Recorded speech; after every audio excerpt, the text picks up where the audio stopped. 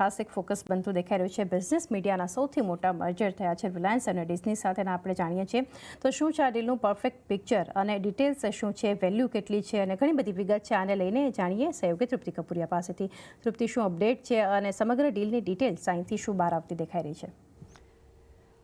આપણે વાત કરી રહ્યા છીએ આજે બિઝનેસ મીડિયાની સૌથી મોટા બ્રેકિંગ ન્યૂઝ એટલે કે રિલાયન્સ અને ડિઝનીના સ્ટ્રેટેજિક કરાર વિશે. હવે આ જે ડીલ જે છે તે રિલાયન્સ અને ડિઝનીની છે તેને આપણે એક બ્લોકબસ્ટર મર્જર ડીલ પણ કહી શકીએ છીએ. હવે નજર કરીએ કે ઓવરઓલ આ પિક્ચર્સ જે છે તેનું પરફેક્ટ ડીલનું જે પરફેક્ટ પિક્ચર શું છે, તો આ મર્જર એન્ટિટીનો જે હિસ્સો જે છે તેમાં રિલાયન્સનો 16.34% હિસ્સો રહેશે. ત્યાં જ વાયોકોમ 18 લગભગ 46.82% હિસ્સો ધરાવશે અને ડિઝની જે છે તે 36.84% તેઓ હિસ્સો ધરાવશે. ત્યાં જ હવે મર્જર એન્ટિટીમાં રિલાયન્સ લગભગ તેઓ 11,500 કરોડનું તેઓ રોકાણ કરશે. અને બીજી તરફ અગર વાત કરીએ તો પૂરી ડીલની જે વેલ્યુ જે છે જેવીની વેલ્યુ તે 17,352 કરોડની છે. ત્યાં જ હવે આ પૂરા મર્જર જે છે તે એન્ટિટીની લીડરશિપ કોણ સંભાળશે? તો એ છે નીતા અંબાણી, તેઓ ચેરપર્સન રહેશે અને ઉદય શંકર તેઓ વાઇસ ચેરમેન તરીકે પોતે આ પૂરી જે ડીલ જે છે તેની ડીલની લીડરશિપ તેઓ સંભાળશે. ત્યાં જ હવે નજર કરીએ રિલાયન્સ ડિઝનીના બાદની આ ડીલનું જે પિક્ચર છે તેમાં શું ખાસ અગત્યનું રહેશે? તો સૌથી વધુ ઓટીટી સબસ્ક્રાઇબર છે, ત્યાં 120થી વધુ ચેનલ, દેશનું સૌથી મોટું મીડિયા હાઉસ બનશે અને સૌથી અગત્યનું સ્પોર્ટ્સ રાઇટ્સ અને તેના બ્રોડકાસ્ટિંગમાં સૌથી મોટો પ્લેયર તે બની જશે. એ સાથે જ હવે જોવાનું રહેશે કે ડિઝની પાસે હાલમાં કયો બિઝનેસ છે, કયા કારોબાર છે તેમની પાસે. તો તેમની પાસે ડિઝની પ્લસ, હોટસ્ટાર ઓટીટી અને સ્ટાર ઇન્ડિયા ચેનલ્સ છે. ત્યાં બીજી તરફ અગર વાત કરીએ કે મીડિયા અને એન્ટરટેનમેન્ટ ઇન્ડસ્ટ્રીઝનો ઓવરઓલ ગ્રોથ કેટલો છે, તો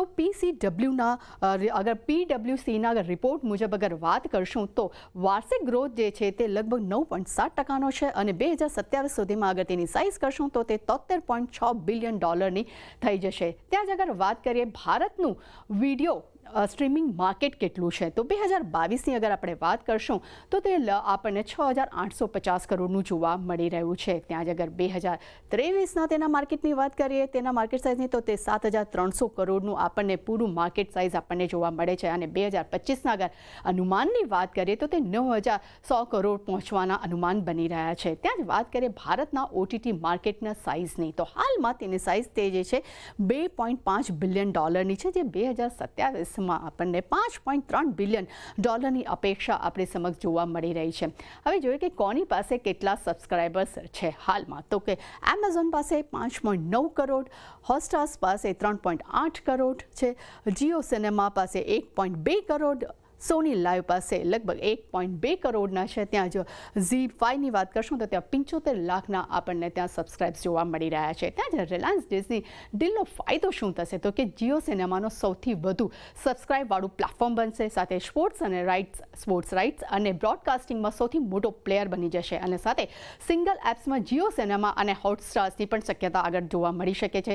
એ સાથે જ સોની, નેટફ્લિક્સ અને એમેઝોન પ્રાઇમ માટે આ મોટી કોમ્પિટિટર ચેનલ બની જશે. સાથે એ પણ જણાવી દઈએ કે ઝડપથી વધતા મીડિયા સેક્ટરને બહુ મોટો તેમાં ફાયદો થવા મળી શકે છે. ત્યાં જ રિલાયન્સનો મીડિયા કારોબારમાં હિસ્સો કેટલો રહેશે, કેટલો હાલમાં છે, તો જીઓ સ્ટુડિયોમાં 100%, વાયોકોમ 18માં 16.37% છે, નેટવર્ક 18માં તેઓ 75% હિસ્સો ધરાવી રહ્યા છે. ત્યાં જ ડેન નેટવર્કમાં અગર વાત કરીએ છીએ તો 70.35% હિસ્સો ધરાવે છે. હેલ્થ કેબલ્સની વાત કરીએ ત્યાં 61.39% હિસ્સો ધરાવે છે અને બાલાજી ટેલીમાં તેઓ 24.92% તેઓ હિસ્સો ધરાવે છે. બીજાને વાત કરીએ કે ક્યાં સુધી આ ડીલ પૂરી થવાની શક્યતા બની રહે છે, તો 2024ના અંત કે 2025ના પ્રથમ ત્રિમાસિકમાં આ ડીલ પૂરી થવાની શક્યતા બનતી જોવા મળી રહી છે. પણ હવે કેટલી મોટી રહેશે આ કંપની, તો તેઓ એન્ટરટેનમેન્ટ અને સ્પોર્ટ્સનો સૌથી મોટો પ્લેયર બની જશે. સાથે જ કંપનીને 120 ચેનલો, 3 મોટા ઓટીટી પ્લેટફોર્મ્સ અને 75 કરોડ દર્શકો સાથે ડિઝનીના 30,000થી વધુ કન્ટેન્ટ લાયસન્સ પણ તેમની પાસે આવી જશે.